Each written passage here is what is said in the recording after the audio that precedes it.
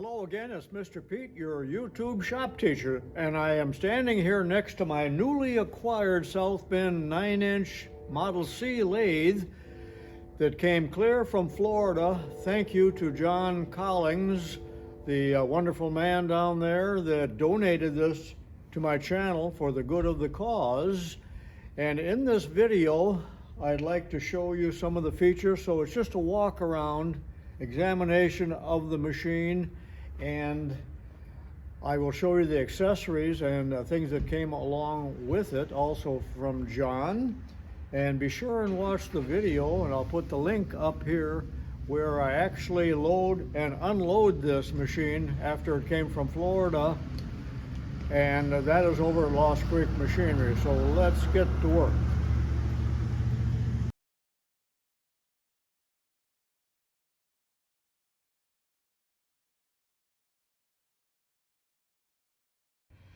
This is a Model C with a 3-foot bed. Now they also made a Model A and B, and I'm going to do a separate video on those machines, but the Model C was the machine that was sold a lot to homeowners, and it has a simplified carriage and apron here. It does not have a clutch, it does not have a power feed for the cross feed, but simply a half nut that is used both for threading and for feeding. This machine was made in 1952, and I will show you the build sheet on this in a still.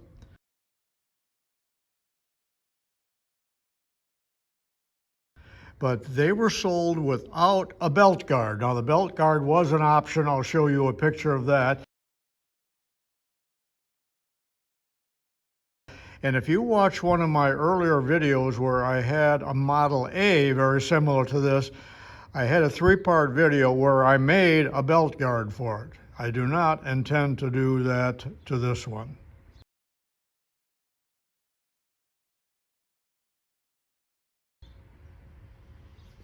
And this Model C did not come with a quick change gearbox, so we have to change gears here, and I'll show you in a few minutes the box full of change gears, and I do intend to do some videos on that. And of course, on the cover here is the chart to show how that's done. It is not real legible. I think I'll have to clean that up. It is made of brass. This is a 60-year-old machine, and it is in remarkably good condition. As you can see here, there's still some scraping on the ways.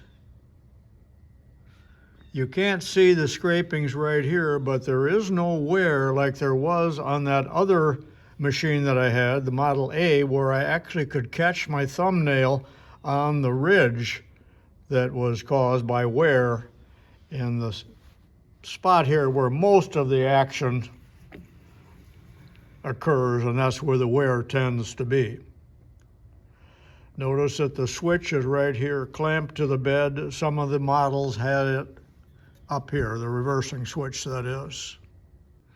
This lathe is equipped with a VFD, variable frequency drive, and it's mounted here on the back in a nice protective case along with a cooling fan that I believe pressurizes it and keeps the dust out. So now I'm going to turn the machine around and show you how that all functions. And he spared no expense because there must be 25 feet here of heavy rubber cord, and you know what that costs.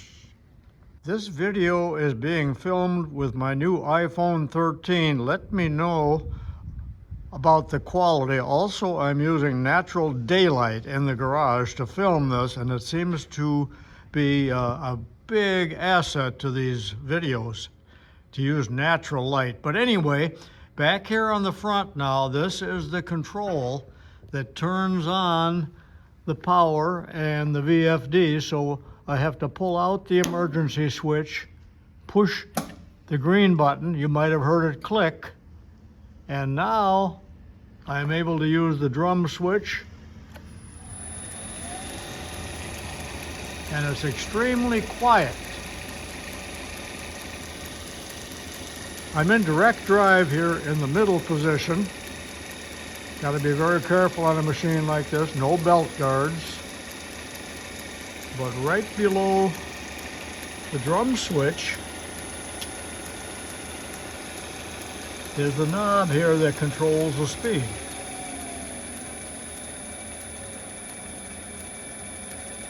How nice is that?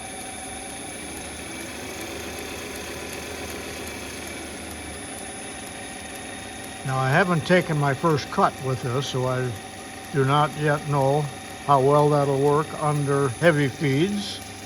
I'm sure it's fine, but let's take a look at this. And that's a brand new motor.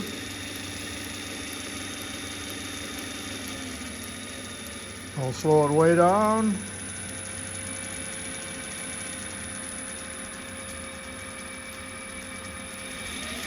And speed it up.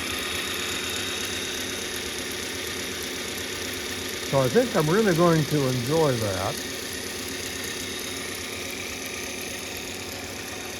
And then to turn it off, I can turn it off there, or we do have that emergency button. And of course I would want to turn off the drum switch. So that's a nice electrical setup. And by the way, that wire is number 12. Probably even heavier than what we need. The machine is mounted on a very heavy homemade table, angle iron legs with rather large casters, and then on each corner here there is a stud that can be brought down in contact with the ground to keep it from moving and to level it if necessary. And there are locks on the back wheels. These wheels are non-swivelable, but that's really nice, and plenty of storage room here. Extremely well built and heavy, probably 400 bucks worth of steel. And the machine did come with, it looks like a 5 or 6 inch 3-jaw chuck, and there are spare jaws, reversible jaws for it in the box. Now let's go over and take a look at what John sent along in the Tupperware box.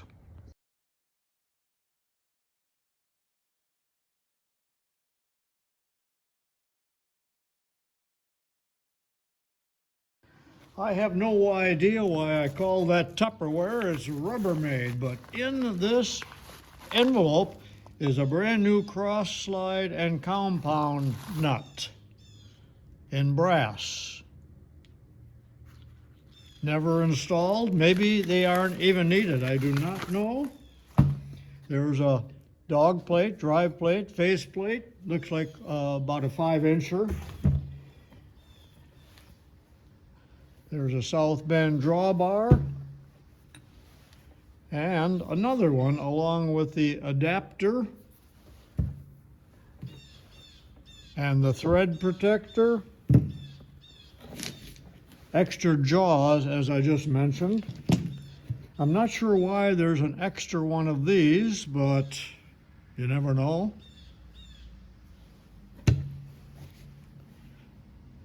Center and sleeve. And here is a genuine South Bend milling attachment. I had one of these many, many years ago that my dad owned.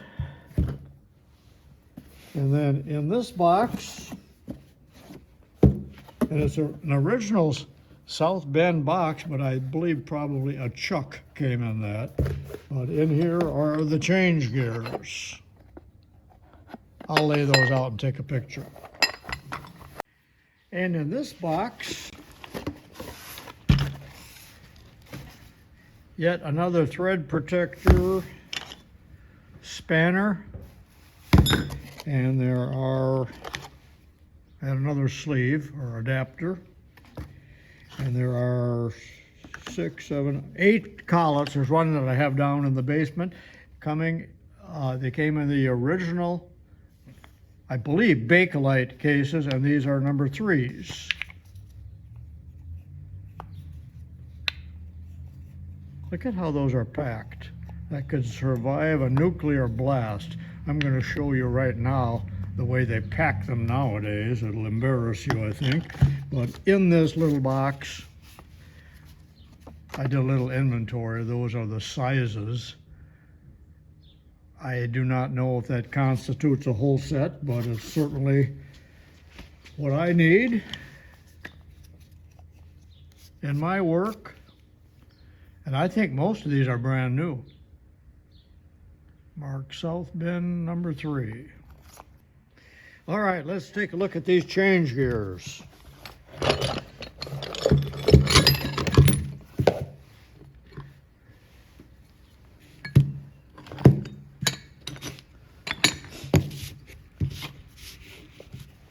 One, two, three, four, 5, 6, 7, 8, 9, 10, 11, 12, 13, 14 or 15 gears there. All look to be in good condition. All, oh, there's a hidden one. All cast iron, not Zamek, of the highest quality. I think they still have the packing grease on. Well, I hope you enjoyed this short video on my new South Bend 9-inch lathe and all the accessories here, and you can look forward to many, many more videos where I put this machine into action and cut some metal. Stay tuned and watch many still pictures of this machine and other archival photos from South Bend. This is Mr. Pete, and I'll see you next time. Thanks for watching. As just shown a few minutes ago, in the Bakelite case, there is a genuine South Bend collet, and that's how they shipped them, and that's how you stored them, and that would last 500 years. Here is how they ship collets now, in a piece of styrofoam with a cheap plastic cover. Not to say that doesn't protect it pretty well, but it sure seems chintzy in comparison. And here is another one. That's a Royal, and that's simply in a cardboard box with plastic and protective oil. What a difference. And these would also contain a 5C. And I remember my dad bringing these home to us children to play with. And I didn't know what they were at the time, but now I strongly remember them. Remember, my dad didn't buy toys. This would have been a toy for us as a child. 100 times better than anything you could get at Toys R Us. This is an ad for the South Bend lathe in 1938, Popular Science. Here's an ad for the Model C in 1954. Here's a copy of the 1952 South Bend lathe catalog. This machine may very well have been ordered from this actual catalog. Okay, this is a picture of the 9-inch Model C precision bench lathe in 1952. It was available in 4 different bed lengths. Notice that there is no thread dial on it and no belt guard, and the position of the drum switch is on top of the cone pulleys rather than clamped onto the bed.